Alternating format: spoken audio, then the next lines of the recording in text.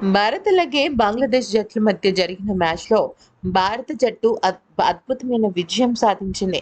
ఏకపక్షంగా సాగిన మ్యాచ్‌లో భారీ తేడాతో అంటే 50 పరుగుల తేడాతో విజయాన్ని సాధించి నెట్ రన్ రేట్‌ని కూడా పెంచుకుంది. అయితే ఈ మ్యాచ్‌లో గెలుపుని భారత జట్టుకు అందించింది మాత్రం హార్దిక్ పాండ్యా అని చెప్పుకోవచ్చు. 27 బంతుల్లోనే 4 ఫోర్లు, 3 సిక్స్‌లతో 50 పరుగులు చేసి నాటౌట్‌గా నిలిచి ప్లేయర్ ఆఫ్ ది మ్యాచ్ అవార్డ్‌ను కైవసం చేసుకున్నాడు. ఇక అలా కైవసం చేసుకున్న తర్వాత తను చాలా ఎమోషనల్ ఫీల్ అయ్యాడు. ఏ రకంగా ఎమోషనల్ ఫీల్ అయ్యాడనేది ఇప్పుడు మనం చూద్దాం. ఈరోజు మేము చాలా మంచి క్రికెట్ ఆడాం.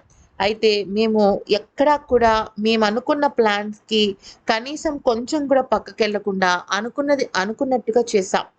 అంతే కాకుండా ఈరోజు బ్యాట్స్‌మెన్స్‌కి గాలిని అంటే బయట నుంచి వచ్చే వేగవంతమైన గాలి, వేడి గాల్పులు వీటి నుంచి ఎలాగా బయటపడాలి అనే విషయం పైన ఒక క్లారిటీ వచ్చింది.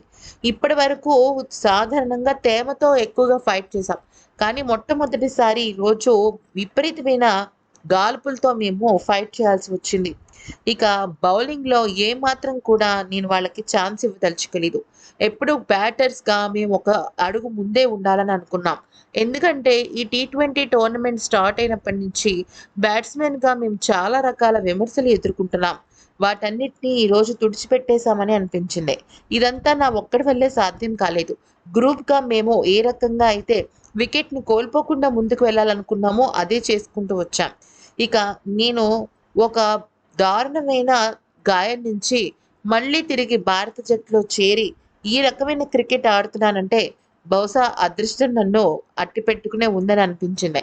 ఎందుకనంటే అదృష్టం అనేది ఎవరైతే బాగా కష్టపడి పనిచేస్తారో వాళ్ళ దగ్గరే ఉండిపోతుందని నేను విన్నాను. బహుశా అదే నిజమేమో అని నాకు అనిపించింది. మొత్తానికైతే మాత్రం బ్యాట్స్‌మెన్‌గా ఈరోజు మేము మమ్మల్ని నిరూపించుకున్నాము అంటూ హార్దిక్ పాండ్యా చెప్పుకొచ్చాడు.